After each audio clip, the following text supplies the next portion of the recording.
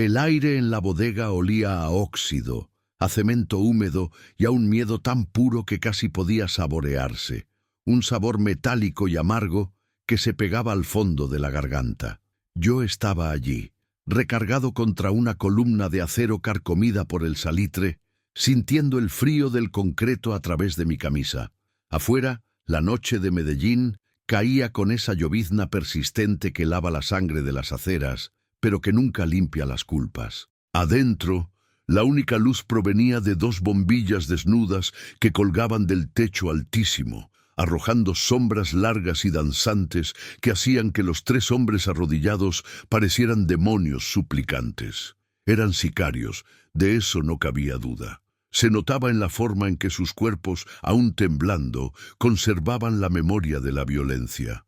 Pero ya no eran los depredadores que habían aterrorizado un caserío olvidado en las montañas de Antioquia una semana atrás. Ahora eran solo hombres, despojados de sus armas, de su arrogancia y sobre todo de su poder. El sudor perlaba sus frentes y se mezclaba con la mugre de sus rostros, trazando surcos limpios que parecían lágrimas de tierra. Sus ojos, desorbitados, no se apartaban de la figura que caminaba frente a ellos con una calma que era 1000 veces más aterradora que cualquier grito. Pablo Escobar. El patrón se movía con la parsimonia de un felino que ya ha acorralado a su presa y solo está decidiendo cómo empezar a jugar con ella. No llevaba armas visibles, no las necesitaba. Su poder emanaba de él como el calor de un incendio, una fuerza invisible que llenaba cada rincón de la bodega y nos oprimía el pecho a todos,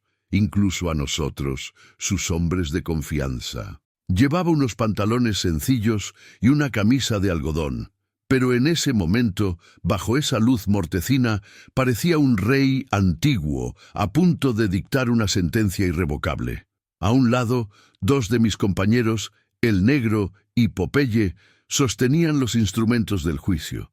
Eran 2 hierros, de marcar ganado, largos y pesados, cuyas puntas brillaban con un naranja intenso, casi blanco, al rojo vivo. El calor que irradiaban se sentía a metros de distancia, y el siseo bajo y constante que emitían era el único sonido que rompía el silencio, aparte del goteo rítmico de una tubería rota en algún lugar oscuro.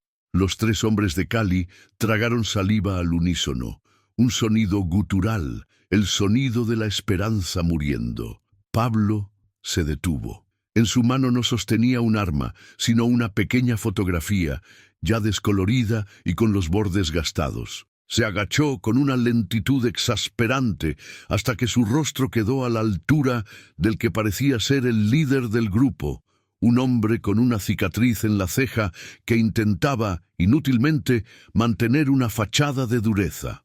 ¿Tú sabes qué es esto?, preguntó Pablo. Su voz era apenas un susurro, tan baja y controlada que el sicario tuvo que inclinarse hacia adelante para escucharla, un movimiento que pareció romperle la última fibra de resistencia. El hombre negó con la cabeza, un movimiento casi imperceptible. Pablo le puso la fotografía frente a los ojos. Era la imagen del brazo de un anciano. La piel, arrugada y manchada por el sol de toda una vida, estaba marcada. Una letra C de Cali había sido quemada a fuego en su carne, una herida supurante y grotesca que era un insulto a la vejez misma.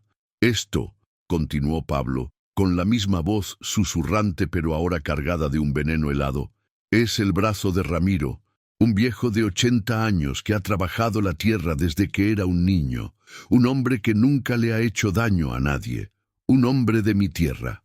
Levantó la vista de la foto y la clavó en los ojos del sicario. La calma en la mirada del patrón era absoluta, una calma de profundidades oceánicas donde no llega la luz. «Ustedes creen que la guerra es esto», dijo, casi como si estuviera reflexionando para sí mismo.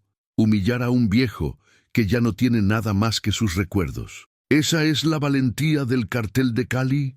¿Marcar a nuestros abuelos como si fueran reses? ¿Faltarle el respeto a la gente de mi tierra de esa manera? El sicario de la cicatriz finalmente se quebró. Las lágrimas brotaron de sus ojos y se mezclaron con el sudor y la mugre. «Patrón, por favor, nosotros solo seguíamos órdenes. No sabíamos». «¿No sabían?», interrumpió Pablo, y por primera vez su voz adquirió un filo cortante. «¿No sabían que a los viejos se les respeta? ¿Ni en Cali les enseñaron eso? En esta guerra hay reglas. Nos matamos entre nosotros, los que elegimos esta vida. Ponemos bombas, sí, nos damos en la madre con el gobierno también, pero a la gente de verdad, a los campesinos, a los viejos, a ellos se les deja en paz. Ellos son el alma de esta tierra que ustedes y yo estamos manchando de sangre». Se incorporó y volvió a su lento caminar. La bodega pareció encogerse, el aire se volvió más denso. Nosotros, sus hombres, conteníamos la respiración, sabíamos lo que venía. Habíamos visto la furia del patrón muchas veces, una furia que estallaba como un volcán, pero esto era diferente. Esto era frío, calculado, una lección de poder absoluto. «La muerte sería un regalo para ustedes», dijo Pablo, deteniéndose de nuevo en el centro de la bodega. «Sería rápido, un balazo y se acaba el miedo, se acaba la vergüenza. Pero ustedes no merecen regalos. Ustedes merecen aprender. Necesitan llevar en su propia piel el recuerdo de lo que hicieron. Necesitan entender lo que se siente ser marcado, ser deshonrado, ser reducido a un animal». Se giró hacia el negro y Popeye, y con un simple asentimiento de cabeza, dictó la sentencia. No hubo más preguntas, no hubo más palabras. El hierro al rojo vivo chisporroteó al contacto con la piel, y el grito ahogado del sicario de Cali fue música en la bodega fría y húmeda. Llenó el aire, un olor nauseabundo y primitivo que se mezcló con el del miedo. Los otros dos hombres arrodillados cerraron los ojos, rezando a un Dios que los había abandonado hacía mucho tiempo. Y mientras el líder se retorcía en el suelo, con la marca de su propio cartel quemada en su pecho, yo no podía dejar de pensar que su sufrimiento apenas comenzaba. La lección del patrón no era sobre el dolor físico, era sobre algo mucho más profundo. Pablo Escobar estaba a punto de enseñarles a estos hombres y a todo el cartel de Cali que había ofensas que el dinero no podía pagar y crímenes que ni siquiera la muerte podía saldar. Se trataba del deshonor y la sentencia era el mismo infierno que ellos habían desatado. Y mientras el segundo sicario temblaba, sabiendo que el próximo siseo del hierro sellaría su existencia, sería un honor para nosotros saber desde qué parte del mundo nos acompañas en esta historia de justicia implacable. Dinos tu ciudad o país en los comentarios y sigamos adelante. La lección de Pablo apenas ha comenzado a grabarse a fuego. Para entender la lección, primero hay que entender la ofensa. Y para entender la ofensa, hay que viajar un par de semanas atrás, a un lugar que no aparece en ningún mapa, un pequeño caserío colgado de las faldas de una montaña en el corazón de Antioquia. El nombre del pueblo no importa, porque podría haber sido cualquiera. Era un puñado de casas de bahareque con techos de teja, una placita con una ceiba centenaria que daba sombra a los viejos y una capilla blanca cuyo campanario despuntaba por encima de los cafetales. Allí el tiempo no corría, se deslizaba.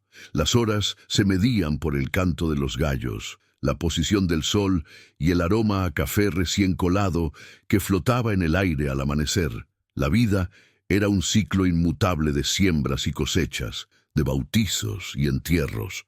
La única ley que se conocía era la de la palabra dada y el respeto a los mayores. Y en ese caserío, los mayores lo eran todo. Eran la memoria viva del pueblo, un consejo de ancianos sin trono ni corona, cuyas decisiones se acataban con un silencio reverencial. El líder natural de este consejo era Ramiro. Un hombre que había soplado 80 velas, pero cuyos ojos aún conservaban la chispa de la terquedad paisa. Su piel era un mapa de arrugas profundas, cada una un surco arado por el sol, el trabajo y las preocupaciones de una vida entera dedicada a esa tierra. Sus manos, nudosas y fuertes, habían sembrado el café que sus hijos y nietos ahora recogían. Ramiro era un hombre de pocas palabras, pero de una dignidad inquebrantable. Había enterrado a su esposa, a 2 de sus hijos y a incontables amigos, pero nunca había enterrado su orgullo. La vida de Ramiro y los otros ancianos era sencilla.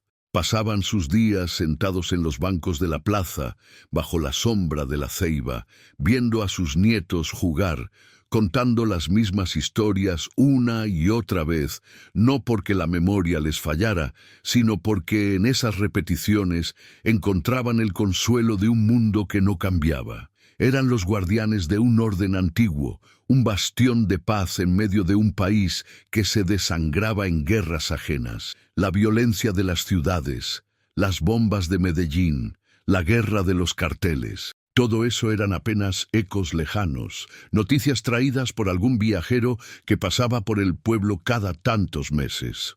Ellos estaban a salvo en su burbuja de tiempo detenido. Pero la codicia, como el agua, siempre encuentra una grieta por donde filtrarse. El error de aquel pueblo no fue un acto, sino su mera existencia. Su ubicación geográfica, un atajo natural entre 2 valles, lo convertía en un corredor estratégico, una ruta perfecta para mover la mercancía del cartel de Cali hacia el norte sin pasar por los controles del ejército, o peor aún, por los territorios controlados por el patrón. Para los hombres de Cali, ese caserío no era un hogar, era un obstáculo, un punto en un mapa que debía ser sometido. La invasión llegó en una tarde nublada, cuando el cielo gris prometía una tormenta. 3 camionetas, Toyota, relucientes y amenazantes, irrumpieron en la plaza del pueblo, levantando nubes de polvo y espantando a las gallinas. De ellas descendieron una docena de hombres. No eran los sicarios de bajo nivel que uno veía en las comunas de Medellín.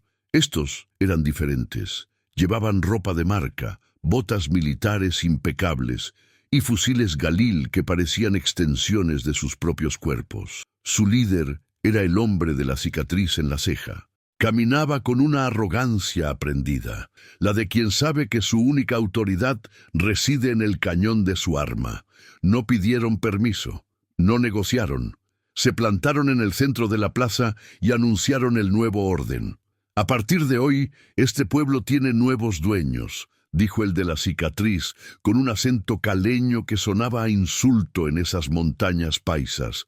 Nosotros vamos a usar esta ruta. Ustedes nos darán comida, silencio y obediencia. A cambio, los dejaremos vivir.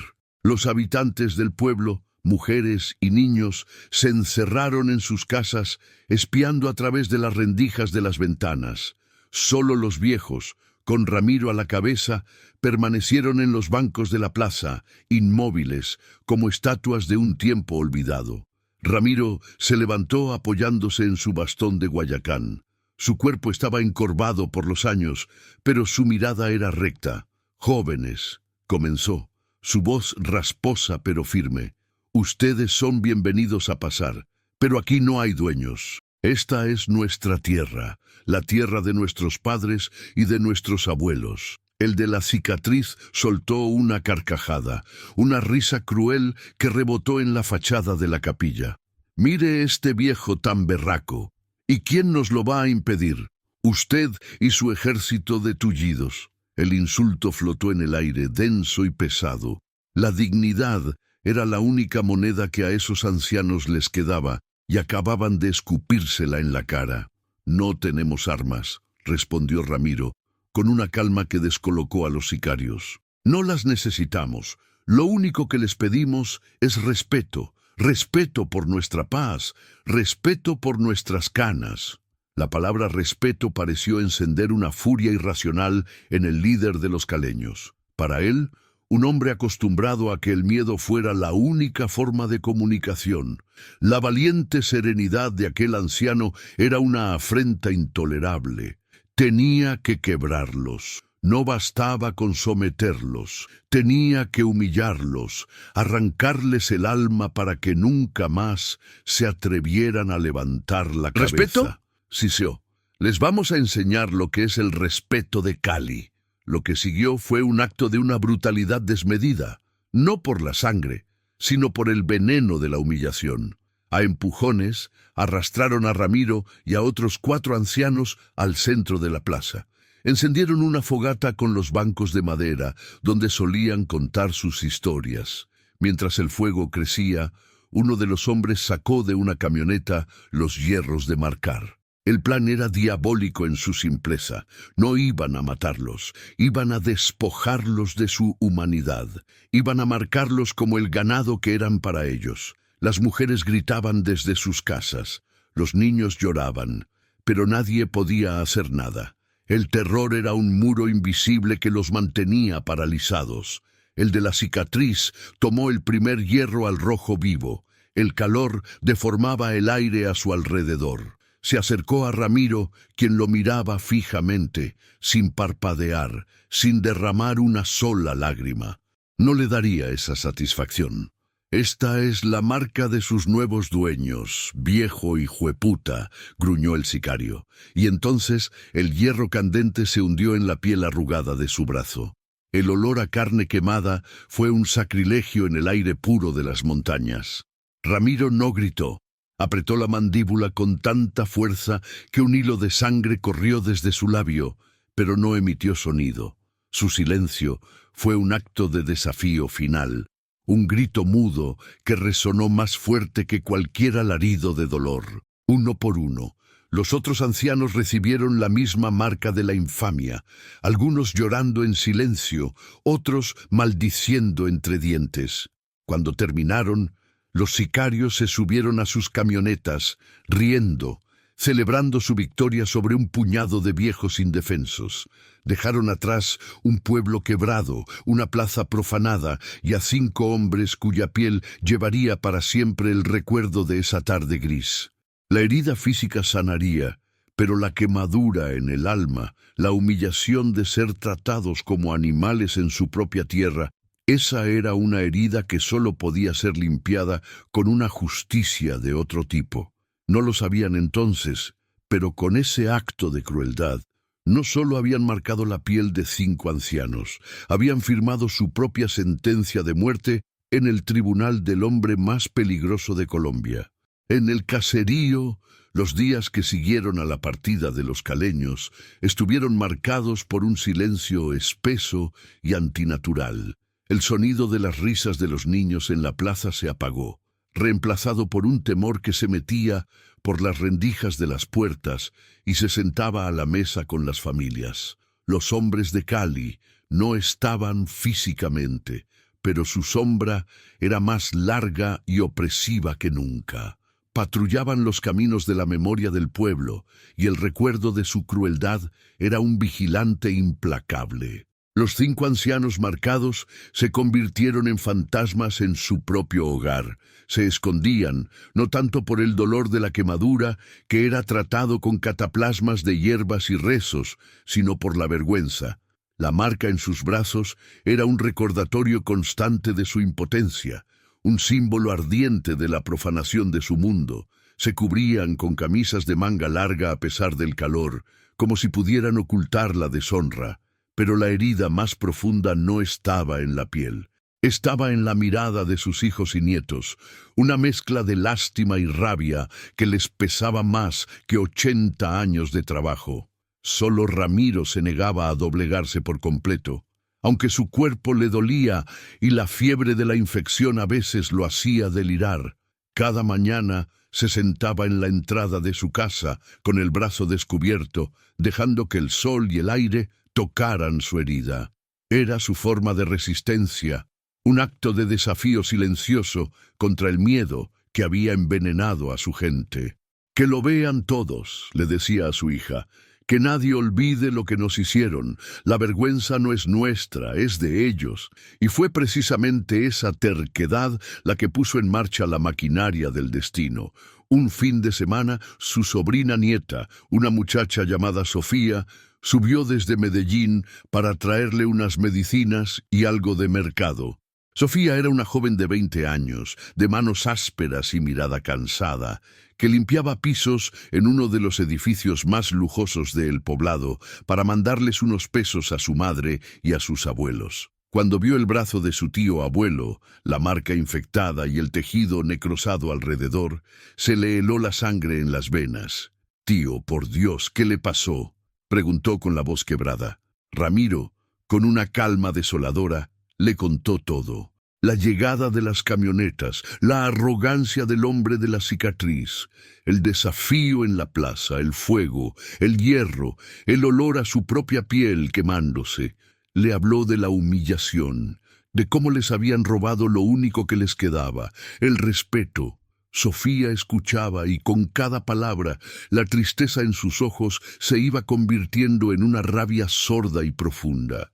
«No le cuentes a nadie en la ciudad, mija», le suplicó el viejo al final. «Esa gente es peligrosa. No queremos más problemas».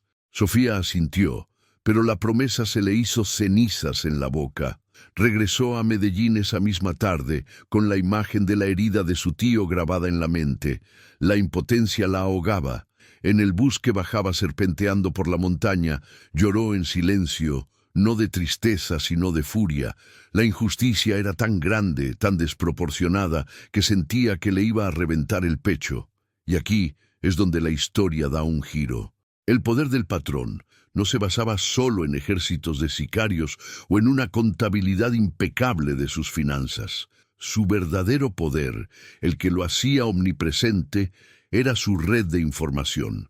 Y esa red no estaba hecha de espías con gabardina, sino de gente común, de taxistas, de vendedoras de arepas, de empleadas domésticas. Gente invisible que oía todo, que lo veía todo y que, por lealtad, por miedo o por la esperanza de una recompensa, le hacía llegar los susurros de la ciudad. Sofía trabajaba en el edificio Verona, una torre de apartamentos donde vivían los ricos y poderosos de Medellín.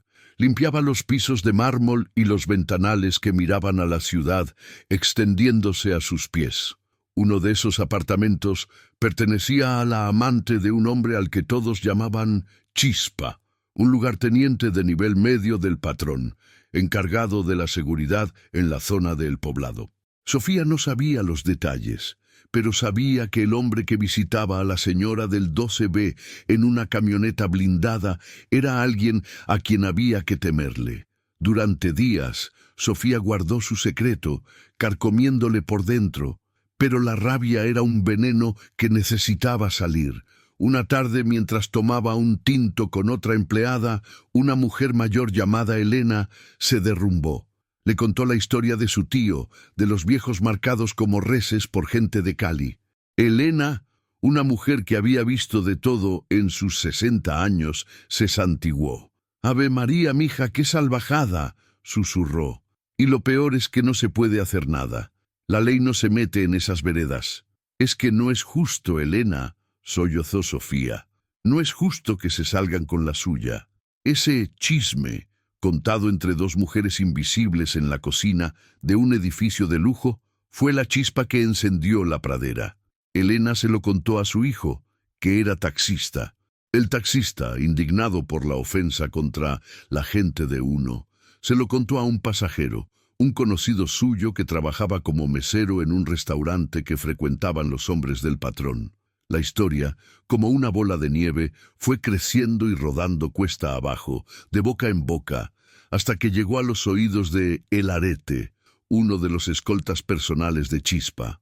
Arete no era un hombre muy inteligente, pero era leal y sabía reconocer una pieza de información valiosa. Esa noche, mientras le abría la puerta de la camioneta a su patrón, le soltó el rumor. «Jefe, ¿supo lo último de los de Cali? Dicen que por allá en una vereda se pusieron a marcar a unos viejitos con un hierro como si fueran vacas. Dizque pa' mostrar quién manda». Chispa, que iba a encender un cigarrillo, detuvo la mano a medio camino. A diferencia de sus subordinados, él sí era un hombre astuto. Comprendió de inmediato el peso de aquella noticia. Esto no era un asunto de rutas o de cargamentos. Esto era un asunto de honor, un insulto simbólico de una potencia incalculable. Los Rodríguez Orejuela, con este acto, no estaban retando a Escobar, el narcotraficante. Estaban humillando a Pablo, el paisa, el hombre que había construido su imagen mesiánica sobre la idea de que él era el protector del pueblo de Antioquia. Esa misma noche, Chispa pidió una audiencia urgente con el patrón. Lo encontró en una de sus fincas de recreo, jugando con su hija Manuela en la piscina. Ver a Pablo en su faceta de padre de familia siempre era desconcertante. Era difícil conciliar esa imagen tierna con el monstruo que ordenaba masacres. Chispa esperó pacientemente con el corazón en un puño. Sabía que interrumpir al patrón con un simple rumor podía costarle caro. Cuando Pablo finalmente le dedicó su atención, Chispa no se anduvo con rodeos. No lo presentó como un informe de inteligencia, sino como lo que era, la historia de una injusticia. «Patrón, con su permiso», comenzó, «me llegó un cuento de las montañas, un cuento feo. La gente de Cali, en su afán por abrir una ruta, llegó a un caserío, y para asustar a la gente le quemaron la piel a unos viejos con la marca de ellos, a unos abuelos, patrón, como si fueran animales». Pablo dejó de sonreír. Su rostro se convirtió en una máscara de piedra. No dijo nada.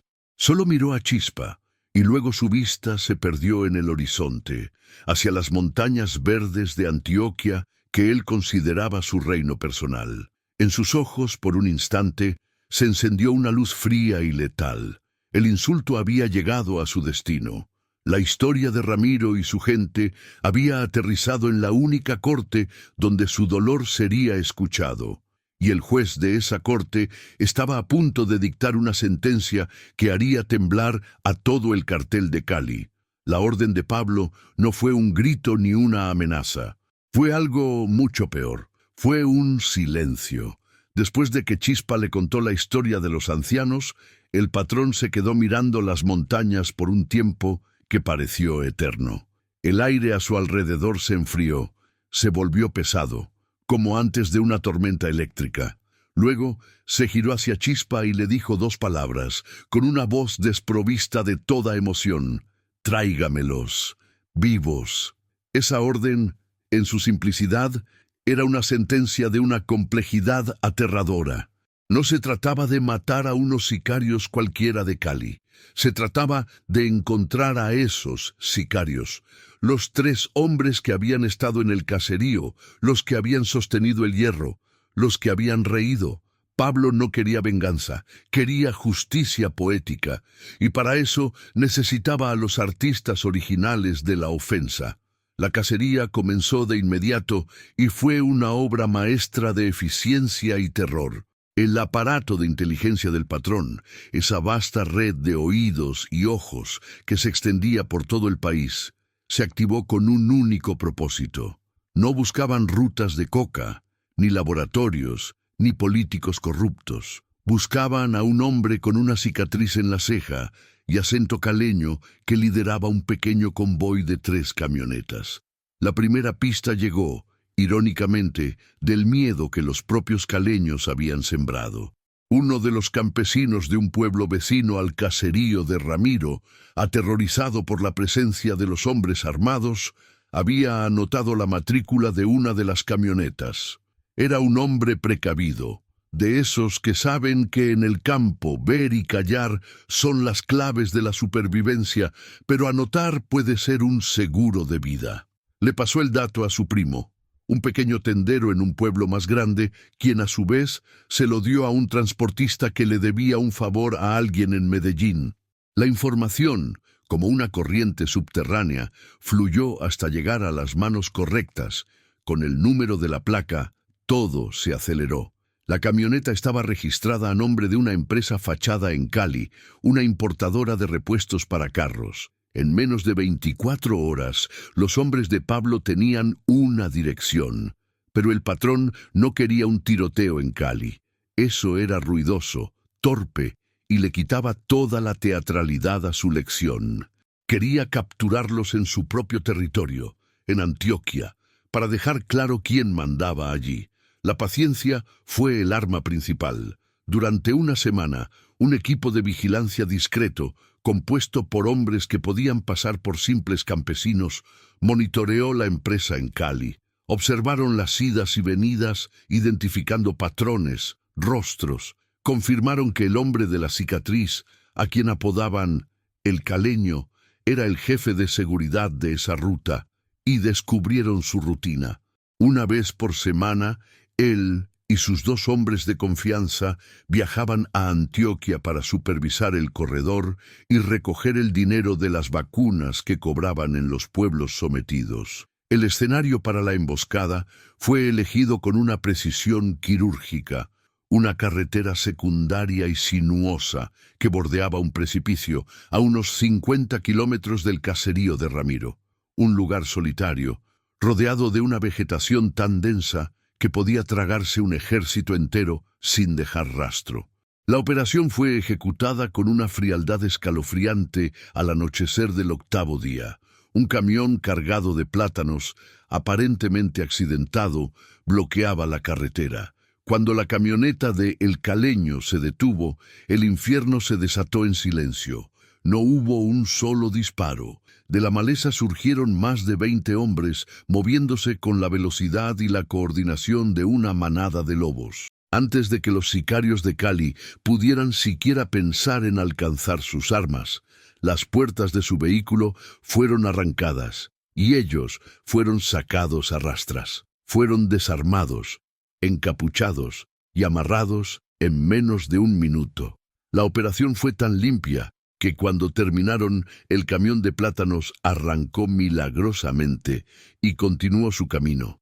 Y la carretera quedó tan silenciosa y vacía como antes, como si nada hubiera ocurrido.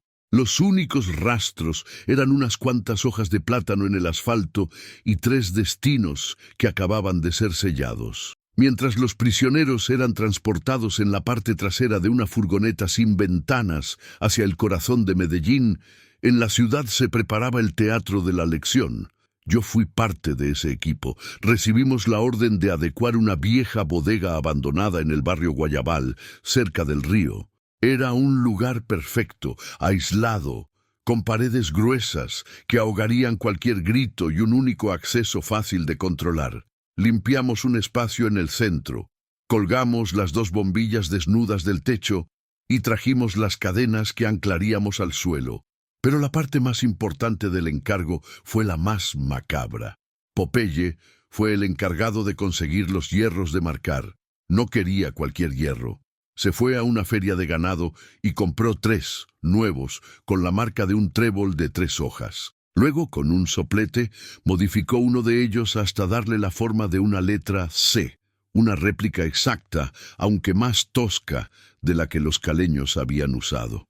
Era el toque personal del patrón, su firma en la obra de arte de la humillación que estaba a punto de crear. Cuando los prisioneros llegaron, los arrodillamos en el centro de la bodega, tal como los encontraría Pablo. Les quitamos las capuchas y la primera visión que tuvieron fue la de nosotros, sus captores, y el brillo anaranjado de los hierros calentándose en una fragua improvisada. El miedo en sus ojos fue instantáneo y absoluto. La arrogancia que habían mostrado en el pueblo de Ramiro se evaporó, dejando solo el pánico puro de un animal atrapado. Todo estaba listo: el escenario, los actores y los instrumentos. Yo me recargué contra la columna de acero, sintiendo el pulso acelerado en mi cuello. El aire estaba cargado de una tensión casi insoportable. Sabíamos que el patrón estaba por llegar. La lección estaba a punto de comenzar, cerrando el círculo que había empezado con un acto de crueldad en una montaña lejana y que ahora culminaría en esta bodega fría y húmeda. La historia había vuelto a su punto de partida, conectando el flashback directamente con la escena que ya habíamos presenciado, la antesala de un juicio donde no había posibilidad de apelación. Y mientras el caleño temblaba, sabiendo que la próxima puerta que se abriera sería la de su juicio final, sería un honor para nosotros saber desde qué parte del mundo nos acompañas en esta historia de justicia implacable. Dinos tu ciudad o país en los comentarios y sigamos adelante. Retomamos el aliento exactamente donde lo dejamos, en el eco del primer grito, con el olor a piel quemada invadiendo cada rincón de la bodega. El hombre de la cicatriz, el caleño, se retorcía en el suelo, sujetándose el pecho donde ahora humeaba una letra C grabada a fuego. No era un grito de desafío, ni siquiera de rabia. Era el aullido primario de un animal, un sonido que despojaba al hombre de toda su fachada de sicario y lo dejaba desnudo en su terror. Pablo lo observó por un momento, sin un ápice de compasión en su mirada. Su rostro era el de un artista evaluando su primera pincelada. Luego, su vista se posó en los otros dos hombres arrodillados. El segundo, un joven flacucho que no tendría más de 20 años, comenzó a balbucear, una letanía incoherente de súplicas y promesas. Por mi madrecita, patrón, no lo vuelvo a hacer. Yo solo conducía. Por favor, por favor. El patrón hizo un gesto casi imperceptible con la cabeza. Popeye, que parecía disfrutar de su trabajo con un fervor casi religioso, se acercó al joven con el segundo hierro candente. El muchacho, en un último arranque de pánico, intentó levantarse y correr, pero fue inútil. El negro lo sujetó por los hombros con la fuerza de un ancla, inmovilizándolo. El joven sicario cerró los ojos con fuerza y su cuerpo se convulsionó violentamente cuando el metal al rojo vivo tocó su piel. A diferencia de su jefe, no gritó. Un gemido agudo y lastimero escapó de sus labios, como el de un perro atropellado. El tercer hombre, el más corpulento de los tres, había elegido un camino diferente, la catatonia. Estaba paralizado, con la mirada perdida en un punto inexistente de la pared. No lloraba, no suplicaba. Su mente parecía haberse desconectado de la realidad, como un mecanismo de defensa final ante un horror que no podía procesar. Cuando le llegó su turno, no opuso resistencia. Recibió la marca con un leve estremecimiento. El olor de su propia carne quemándose pareció sacarlo de su trance por un segundo.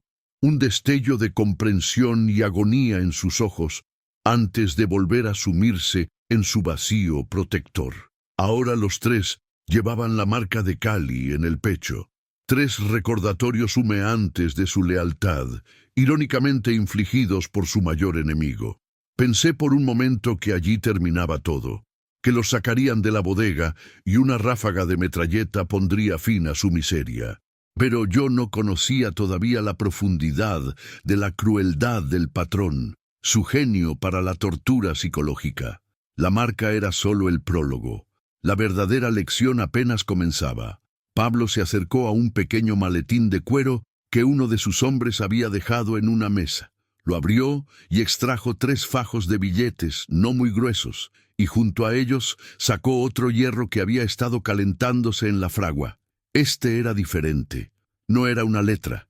Era un símbolo simple y universalmente humillante, la silueta de una rata. El terror en los ojos de el caleño, que había logrado sentarse con la espalda apoyada en un pilar, se transformó en una incredulidad demencial. Comprendió que el castigo no era la muerte, ni siquiera el dolor. El castigo era el deshonor eterno. La marca de Cali, comenzó Pablo, su voz resonando en el silencio tenso de la bodega. Es la marca de sus patrones. Es para que recuerden a quién le fallaron. Pero esta, dijo levantando el hierro con la forma de la rata, esta es mi marca. Es para que todo el mundo sepa lo que son ustedes. No son guerreros, no son soldados, son ratas que se meten con viejos indefensos. Y las ratas no merecen morir como hombres. Las ratas merecen vivir como lo que son. El procedimiento se repitió, pero esta vez fue peor. La segunda marca fue aplicada en sus frentes, un sello de infamia que no podrían ocultar con una camisa. Un estigma que los perseguiría cada vez que se miraran en un espejo, cada vez que alguien los mirara a la cara. Los gritos volvieron más desesperados esta vez, porque no era el dolor de la piel lo que les quemaba, era la aniquilación de su identidad. Dejaban de ser sicarios del cartel de Cali para convertirse en los marcados, en los ratas de Escobar. Cuando el trabajo estuvo hecho, los 3 hombres eran un despojo. Lloraban abiertamente, mocos y lágrimas, mezclados con el sudor y la mugre, sin rastro alguno de la arrogancia con la que habían aterrorizado el caserío de Ramiro. Pablo se agachó de nuevo frente a el caleño. Le arrojó uno de los fajos de billetes al regazo. «Ahí tienes plata para los buses y para que coman algo en el camino de vuelta a Cali», dijo con una calma aterradora. «Porque van a volver, vivos. Quiero que vuelvan. Quiero que entren a la oficina de Gilberto y Miguel Rodríguez Orejuela. Quiero que se bajen la camisa y les muestren la marca de su cartel. Y luego quiero que levanten la cabeza y les muestren la mía». Se levantó y comenzó a caminar hacia la salida, dándoles la espalda como si ya no fueran una amenaza, como si ya no existieran en su radar de preocupaciones. En el umbral de la puerta se detuvo, pero no se giró. «Díganles», dijo, su voz proyectándose hacia ellos, «que a mí no me van a ganar esta guerra con bombas ni con plata. Díganles que esta guerra la gana el que más respeto tenga, y que acaban de faltarle al respeto a la gente equivocada, no a mí, a los viejos de mi tierra, y esa es una deuda que ni con toda la coca del mundo van a poder pagar. Ahora váyanse, salgan de mi bodega y de mi Antioquia, llévenle mi mensaje a sus patrones. Nosotros, sus hombres, abrimos la gran puerta de metal, revelando la noche lluviosa de Medellín. Empujamos a los 3 sicarios marcados hacia afuera. Cayeron de rodillas en el barro, desorientados, rotos. Por un instante se quedaron allí, bajo la llovizna, 3 figuras patéticas con el símbolo de su deshonor grabado a fuego en la frente. Luego, como pudieron, se levantaron y comenzaron a caminar, tropezando en la oscuridad, sin rumbo fijo, pero sabiendo que su única opción era volver al lugar de donde vinieron, no como mensajeros, sino como el mensaje mismo.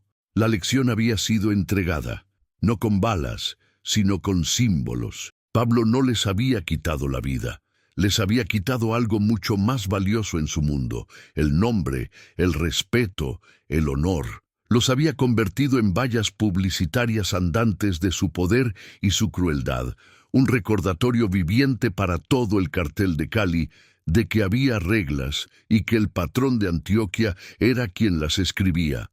La puerta de la bodega se cerró a sus espaldas con un sonido metálico y definitivo, dejándolos en la noche y la llovizna de Medellín.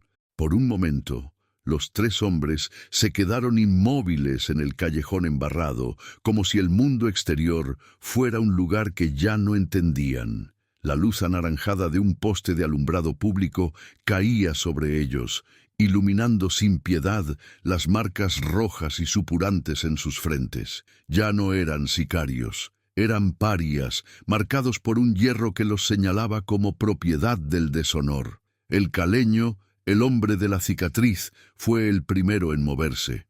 El dolor en su pecho era una brasa ardiente, pero palidecía en comparación con el fuego helado de la humillación que le consumía por dentro. Las palabras de Escobar resonaban en su cabeza como una maldición. «Son un mensaje. Vayan y entréguenlo». Sabía que no tenían opción. Desobedecer al patrón era morir. Pero obedecer era enfrentarse a un destino quizás peor.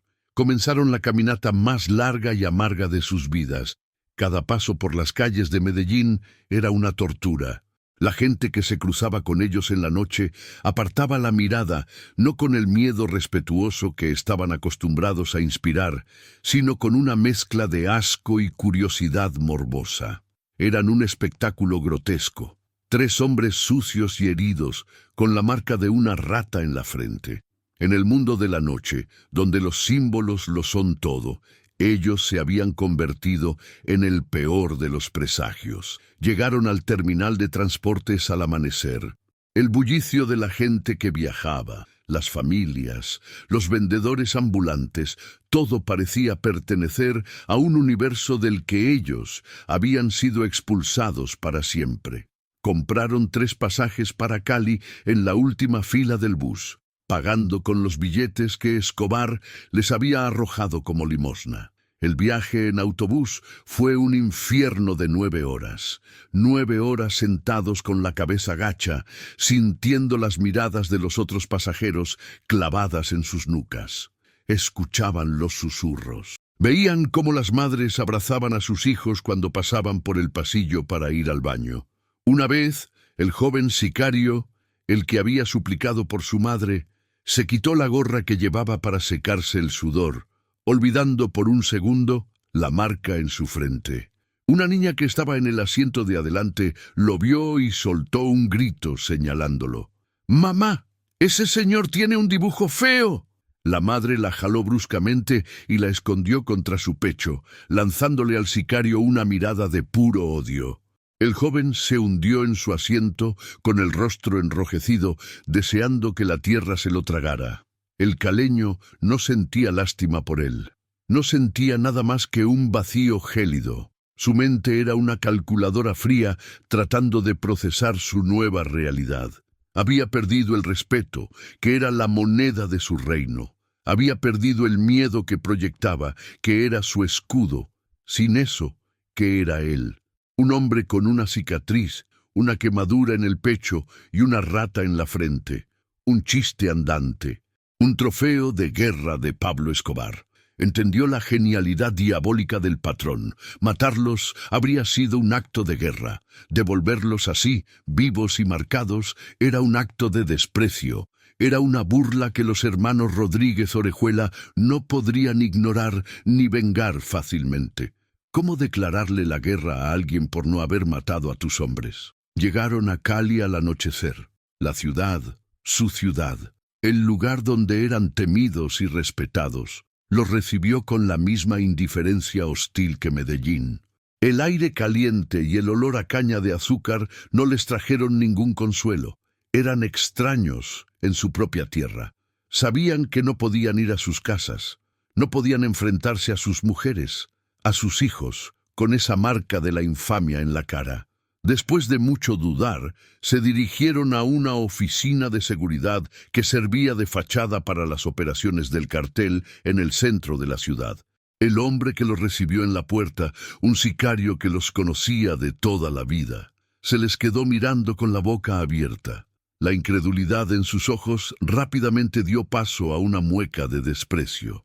«Ustedes no pueden estar aquí», dijo, con la mano en la pistola. «Tenemos que hablar con don Chepe», dijo el caleño, intentando poner en su voz una autoridad que ya no poseía. «Tenemos un mensaje del patrón». La mención de Escobar fue la única razón por la que no los echaron a patadas. Los hicieron esperar en un cuarto sin ventanas durante 2 horas. 2 horas en las que el silencio fue su único compañero, cada uno perdido en la ruina de su propia vida. Finalmente, la puerta se abrió y entró un hombre elegante, de mediana edad, con un bigote perfectamente recortado y un traje de lino. No era Chepe Santa Cruz, pero era uno de sus hombres de más confianza. El hombre no dijo nada. Simplemente los miró, uno por uno, su vista deteniéndose en las marcas de sus frentes y luego en las que ocultaban bajo sus camisas. El caleño se desabotonó la camisa sin que se lo pidieran, mostrando la C cicatrizada en su pecho. El hombre de traje de lino asintió lentamente como un médico que confirma un diagnóstico terminal. Su rostro no mostraba ni rabia, ni sorpresa, ni lástima, solo un frío cálculo. «Entiendo el mensaje», dijo finalmente. Su voz era suave, casi amable, lo que la hacía aún más aterradora. «Y les agradezco que lo hayan entregado». Hubo una pausa. El caleño se atrevió a albergar una minúscula chispa de esperanza. Quizás el cartel los protegería, los escondería, los ayudaría. La organización ya no tiene ninguna responsabilidad sobre ustedes», continuó el hombre, apagando esa chispa para siempre. «Sus familias recibirán una pensión, como si hubieran muerto en combate, porque para nosotros están muertos, ya no tienen nombre, ya no tienen historia con nosotros, son fantasmas». Les dio la espalda. Les doy hasta el amanecer para desaparecer de Cali. Si después de que salga el sol, alguno de mis hombres los ve, tiene la orden de terminar el trabajo que Escobar, en su misericordia, no terminó. Ahora, largo de aquí. La caída fue absoluta. Fueron despojados de todo en un cuarto sin ventanas por un hombre con un traje de lino. Salieron de esa oficina y se pararon en la acera bajo las luces de neón de Cali. Ya no eran un grupo. Eran 3 individuos, cada uno cargando con su propia y solitaria miseria. Sin mirarse, sin decir una palabra de despedida, cada uno se fue en una dirección diferente, disolviéndose en la noche de la ciudad que los había visto nacer como sicarios y que ahora los veía morir como parias. Su castigo no era el dolor de la carne, sino el tormento de una vida sin propósito, sin nombre y sin honor. Eran la prueba viviente de que, a veces, la peor sentencia no es la muerte, sino la obligación de seguir viviendo después de que te lo han quitado todo. Una historia como esa no podía permanecer encerrada en las paredes de una bodega. En Medellín, el miedo y los rumores viajan más rápido que las balas, y la historia de los 3 sicarios de Cali, marcados como ganado, no viajó, explotó. Explotó en los bares del centro, en las comunas de las laderas, en los susurros de las cocinas y en las conversaciones a media voz de los taxistas. Yo lo vi, lo sentí en el aire de la ciudad. Unos días después de la elección, la atmósfera cambió. La guerra contra Cali seguía, los muertos seguían apareciendo en las cunetas, pero algo era diferente. Se había introducido una nueva nota en la sinfonía del terror, el respeto. O, mejor dicho, el miedo a la falta de respeto. La leyenda, como suele pasar, nació con 1000 versiones, cada una más brutal y exagerada que la anterior. En un bar de Manrique, escuché a un par de muchachos, aspirantes a sicarios, contar que el patrón había obligado a los caleños a comerse sus propias botas antes de marcarlos. En Envigado, la versión que corría era que los había soltado en la selva del Magdalena Medio para que fueran cazados por sus hombres. Otra, aún más fantasiosa, decía que sus cuerpos habían alimentado a los hipopótamos de la Hacienda Nápoles. La gente adornaba la historia porque la verdad era casi demasiado sutil, demasiado psicológica para ser contada en un bar. La verdad, la que yo presencié, era mucho más escalofriante que cualquier acto de violencia física. Escobar no los había tratado como animales salvajes, los había tratado como ganado, como propiedad, y luego los había devuelto a su dueño con una nota de reclamo grabada en la piel. Había convertido a 3 hombres en un memorando andante. Esta historia se convirtió en un evangelio para nosotros, los que trabajábamos para él. Fue una lección interna. Nos recordó que el patrón no solo era el jefe de un negocio, sino el guardián de un código retorcido. Podíamos matar, bombardear, secuestrar. Éramos soldados en una guerra, pero había límites. Los civiles, los intocables, niños, mujeres y sobre todo los viejos eran sagrados, no por una cuestión de moralidad, sino de imagen. Eran el público ante el cual Pablo interpretaba su papel de benefactor, de Robin Hood paisa. Atacar a uno de ellos era como escupirle a la Virgen en plena procesión. Era una ofensa que no se perdonaba, pero el eco más fascinante fue el que la historia tuvo entre la gente común. En los barrios, donde la presencia del Estado era un mal chiste y la policía era vista con más miedo que confianza, la noticia de la justicia de Escobar fue recibida con una mezcla compleja de terror y una sombría satisfacción. Para muchos, Pablo Escobar era un monstruo, el causante de la violencia que plagaba sus vidas. Pero en este caso, el monstruo había matado a otros monstruos que se habían atrevido a cruzar una línea que todos consideraban sagrada.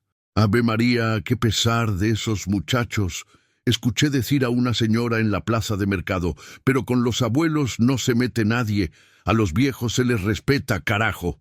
Y ese era el sentimiento general, era la validación de un código de honor que la gente sentía que se había perdido. En medio del caos, Escobar aparecía como el único capaz de imponer un orden, aunque fuera un orden basado en el terror más absoluto. Su mito crecía. Ya no era solo el narco más rico del mundo. Era el padrino de Antioquia, un hombre que, según la leyenda, cuidaba de su gente. Y mientras la leyenda florecía en Medellín, la noticia real, la verdad sin adornos, emprendió el lento viaje de regreso a las montañas, al caserío sin nombre. No llegó en forma de comunicado oficial, llegó, como todas las cosas importantes en el campo, a través de un tercero, un conductor de un camión de cerveza que hacía la ruta semanal a los pueblos de la región. Se la contó al dueño de la tienda de abarrotes del pueblo vecino. Le contó la historia de 3 hombres de Cali que habían aparecido en el terminal de Medellín, con la cara y el pecho quemados, contando una historia de terror sobre una bodega y un hombre que les había enseñado a respetar a los mayores. El tendero, un hombre prudente, envió a su hijo con el recado al caserío de Ramiro. El muchacho llegó corriendo a la plaza, donde los viejos, como siempre, estaban sentados bajo la sombra de la ceiba. Las heridas de sus brazos ya estaban cicatrizando, dejando una marca pálida y rugosa. El muchacho, sin aliento, les contó la historia que le había contado su padre. Habló de Medellín, de una bodega, de hierros al rojo vivo y de cómo los hombres que los habían herido habían recibido un castigo 1000 veces peor. Cuando terminó de hablar, un profundo silencio se apoderó de la plaza. Los ancianos se miraron unos a otros. No hubo sonrisas de victoria, no hubo gritos de alegría. La reacción fue una quietud solemne, casi fúnebre. Ramiro miró la cicatriz en su brazo, la C que lo había humillado, y luego levantó la vista hacia las montañas que lo rodeaban. Comprendieron la terrible verdad en ese instante. Habían sido vengados, sí. Su honor había sido restaurado de la forma más brutal posible, pero esa venganza no había sido un regalo, había sido una transacción. Habían sido liberados de la tiranía de unos sicarios de Cali solo para caer bajo el dominio de un rey mucho más poderoso y temible.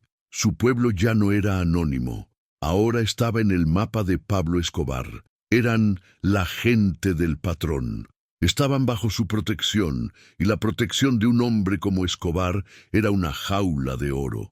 Te mantenía a salvo de los depredadores de afuera, pero nunca te dejaba olvidar quién era el dueño de la jaula. El alivio que sintieron fue un alivio frío, un alivio que venía acompañado del peso de una deuda impagable. La justicia había llegado a su pequeño rincón del mundo, pero no venía con una balanza en la mano, sino con una corona y un cetro, y el rey que la impartía ahora era, para bien o para mal, su rey.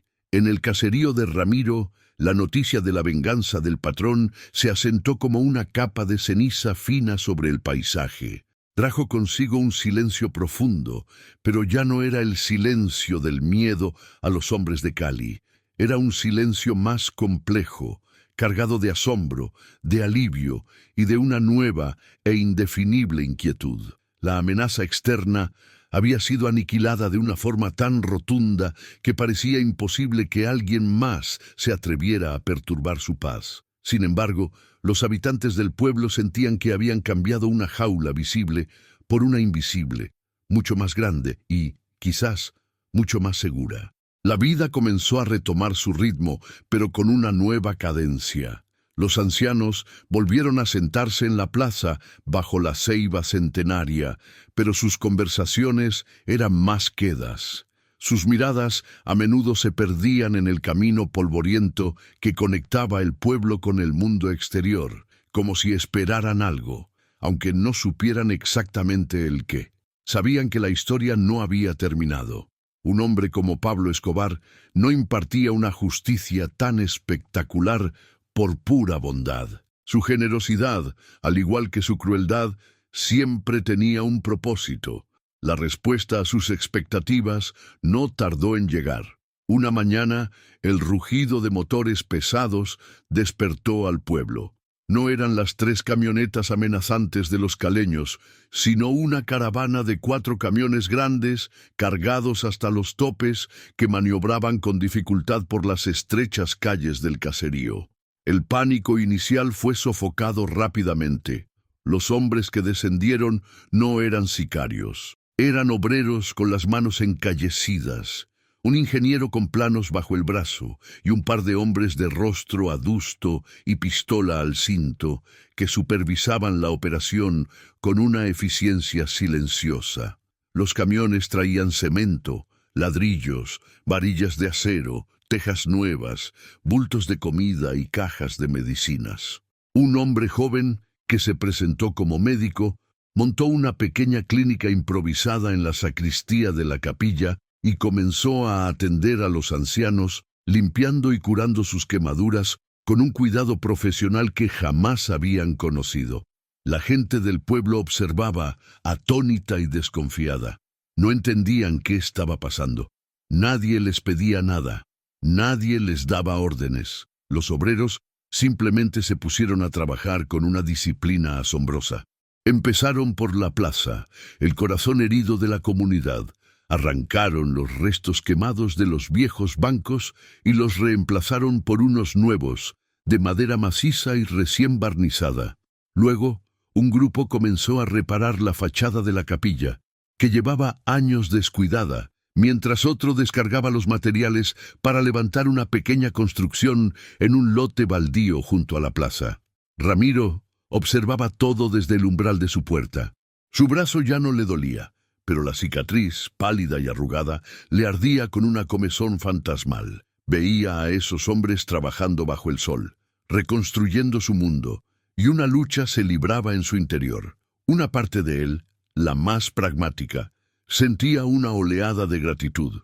Su gente estaba recibiendo ayuda que ningún gobierno les había dado jamás. Sus nietos tendrían una escuela. Su capilla volvería a tener un techo sin goteras. Pero otra parte, la de su orgullo paisa, la del hombre que había enfrentado a los sicarios solo con su dignidad, se sentía profundamente inquieta. Entendía la naturaleza de aquel regalo. No era un acto de caridad, era un acto de conquista. Escobar no estaba reconstruyendo un pueblo, estaba plantando su bandera. Cada saco de cemento, cada caja de aspirinas era un ladrillo en el muro de su nuevo dominio. Al tercer día, el ingeniero, un hombre educado y de pocas palabras, se acercó a Ramiro. Lo trataba con un respeto exquisito, como si se dirigiera a un alcalde. «Don Ramiro», le dijo, «el patrón nos ha pedido que construyamos una escuela para los niños de la vereda, un lugar digno para que aprendan a leer y a escribir». Ramiro asintió en silencio. «También», continuó el ingeniero, «nos ha pedido que le entreguemos esto. Es para que la pongan en la entrada de la escuela cuando esté terminada». Extendió una pequeña placa de bronce pulido. Estaba pesada, fría al tacto. Ramiro la tomó con sus manos temblorosas y leyó la inscripción. Las palabras eran simples, directas y tan afiladas como una navaja. «En Antioquia, a los mayores se les respeta. Un regalo para la gente buena de esta tierra. Atentamente, Pablo Escobar Gaviria». En ese momento todo quedó sellado. La placa era un contrato, un acta de propiedad. Al aceptarla, Ramiro, en nombre de todo el pueblo, estaba aceptando el nuevo orden. Estaba reconociendo a su nuevo señor. Miró al ingeniero, luego a los obreros que levantaban las paredes de la futura escuela, y finalmente a sus amigos en la plaza, que lo observaban en silencio, esperando su veredicto. Con un movimiento lento y solemne, asintió. «Gracias», fue lo único que pudo decir. La paz que se instaló en el caserío a partir de entonces fue una paz extraña, una pax escorialensis. Era una paz absoluta y tangible. Los pequeños delincuentes de las veredas vecinas ya no se atrevían a robar ni una gallina. Cualquier forastero que pasara por el pueblo lo hacía con la cabeza gacha y en silencio. El caserío se había convertido en un santuario, un territorio sagrado protegido por la sombra del hombre más temido de Colombia. Los niños jugaban felices en la plaza reconstruida. La comida no faltaba y las enfermedades eran tratadas. La vida era objetivamente mejor, pero los adultos habían perdido algo intangible, la ilusión de ser dueños de su propio destino. Estaban a salvo, sí, pero su seguridad dependía del humor y de los intereses de un solo hombre. Eran los súbditos de un reino invisible cuya capital era Medellín, y cuyo rey era un narcotraficante que se había autoproclamado justiciero. Habían sido liberados de unos demonios solo para ser adoptados por un Dios terrible y caprichoso, y ahora, cada día de sus vidas, tendrían que rezarle y rendirle pleitesía. Pasaron varios meses. La estación lluviosa dio paso a la sequía, y el sol de Antioquia curtió las tejas nuevas de la capilla y el techo de la pequeña escuela. En el caserío, una nueva normalidad se había arraigado. Los niños aprendían sus primeras letras en el salón de clases que llevaba la placa de bronce en la entrada, un recordatorio constante y silencioso de su benefactor. El médico enviado por el patrón visitaba el pueblo una vez al mes, convirtiéndose en una figura familiar y respetada. La vida era tranquila, segura, predecible. La historia de lo que les había ocurrido a los sicarios de Cali ya era parte del folclore local, una leyenda que los abuelos contarían a sus nietos en las noches, una fábula macabra sobre el respeto y el castigo.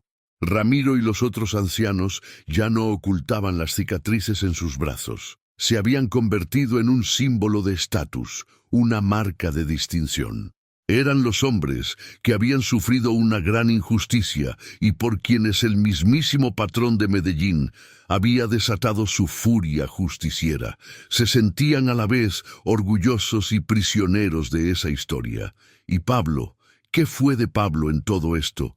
Para él, el caserío de Ramiro fue una nota a pie de página en la sangrienta enciclopedia de su guerra, un movimiento táctico en un tablero de ajedrez inmenso. Pero yo sé que no lo olvidó. Su poder residía en su atención al detalle, en entender que las grandes guerras se ganan con pequeñas batallas simbólicas. Un día, meses después de la lección en la bodega, yo lo acompañaba en un viaje en helicóptero. Volábamos bajo sobre las montañas de Antioquia, supervisando unos terrenos. El patrón estaba en silencio, mirando por la ventanilla la inmensidad verde que consideraba su reino. De repente, le dio una orden al piloto. «Desvíate hacia el norte, por el cañón del río Nus». El piloto obedeció sin preguntar. Después de unos minutos, el patrón señaló un punto casi invisible en el mar de vegetación. «Baja un poco aquí». A medida que descendíamos, pude distinguir un puñado de casas, una placita, el destello blanco de una capilla. Era el caserío. Desde el aire parecía una maqueta, un mundo en miniatura, frágil e insignificante. Pude ver el techo nuevo de la escuela. Pude ver pequeños puntos, que debían ser niños, jugando en la plaza. Pablo Escobar no dijo nada. Su rostro a través del reflejo del cristal era impasible. No había orgullo en su mirada, ni alegría, ni compasión.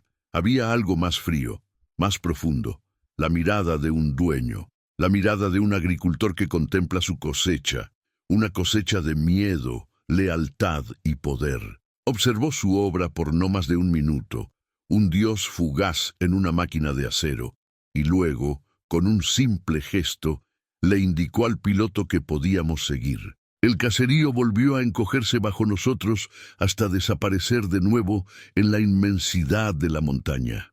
Esa mirada, esa fría satisfacción, fue el verdadero epílogo de la historia. En ese momento entendí la lección en su totalidad. No había sido para los sicarios de Cali, no realmente.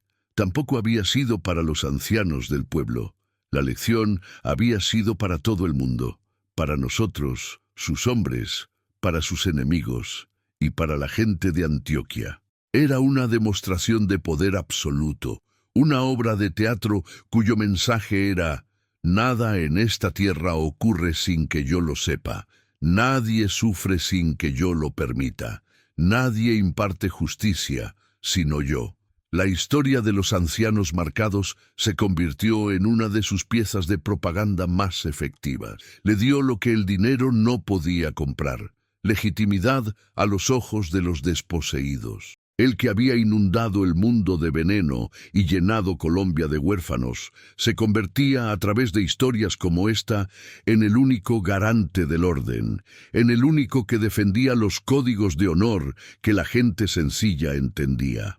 Ramiro y su gente obtuvieron su venganza, obtuvieron paz y seguridad, pero perdieron su alma en el proceso. Su dignidad por la que tanto habían luchado ahora les pertenecía a otro. Su silencio, su orgullo, su tierra, todo era ahora una concesión de Pablo Escobar Gaviria.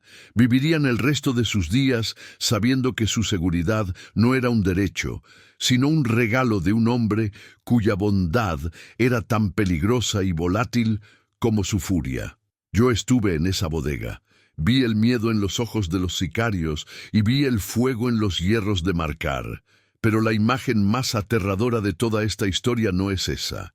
Es la imagen de un helicóptero suspendido en el cielo y la de un hombre que mira hacia abajo a un pueblo que ha salvado, no con el amor de un protector, sino con la mirada fría y calculadora de un patrón que acaba de adquirir una nueva y valiosa propiedad. Y en esa terrible verdad reside el legado completo de su justicia.